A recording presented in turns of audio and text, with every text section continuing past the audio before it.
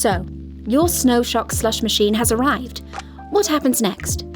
Well, to begin, let's make sure you have everything you need. With your delivery, you will have received your machine, your easy start guide, an air filter, a tube of lubricant, and empty mixing bottles. When choosing a spot for your machine, it's important that there's space for airflow all around the machine. Slush machines work best with at least 25 cm clearance on all sides. Before you start, strip and get to know your machine. Remove the top lid and put it to one side. Remove the tap assembly.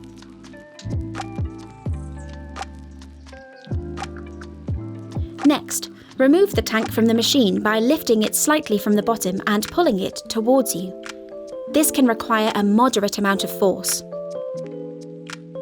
You're now able to remove the white spiral by grasping the front and pulling forwards.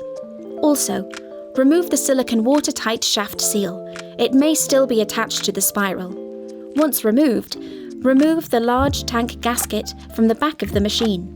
Wash the tank and the other parts of the machine that you have exposed with bactericidal detergent. Next, fit the supplied air filter. Remove the screws holding the left-hand side panel in place to reveal the condenser grille. The air filters go over the grille. These filters are available free in the UK from Snowshock. Now, you can lubricate and rebuild the machine. Position the tank gasket as shown. Lubricate around the shaft and white shaft support and fit the watertight shaft seal over the shaft. Carefully line up the spiral with the metal shaft and slide the spiral back into place. Lubricate the interior perimeter of the tank. Check to see that the tank is back in place by making sure that the feet are correctly repositioned on the tray. Once the tray is in place, we can refit the tap assembly. Lubricate the double lip piston all around with around 2 cm of lubricant. Then place the spring on top and align the plastic spigot so that the flat side is facing outwards. Insert the complete tap assembly into the tap hole on the tank from the bottom.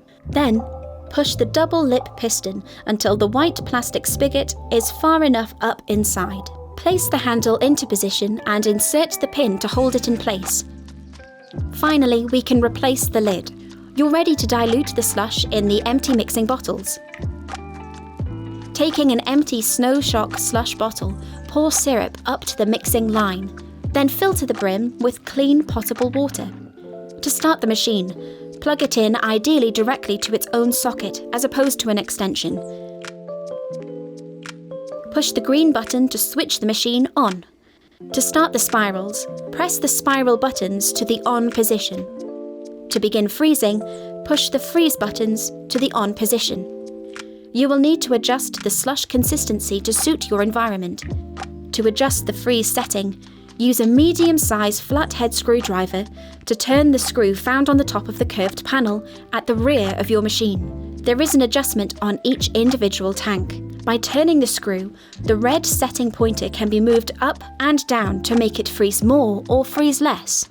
If necessary, continue to adjust in the same way, half a notch at a time, and leaving for 30 minutes each time until you reach the required slush consistency. Thanks for watching. For more of our how-to guides, visit snowshock.com/support.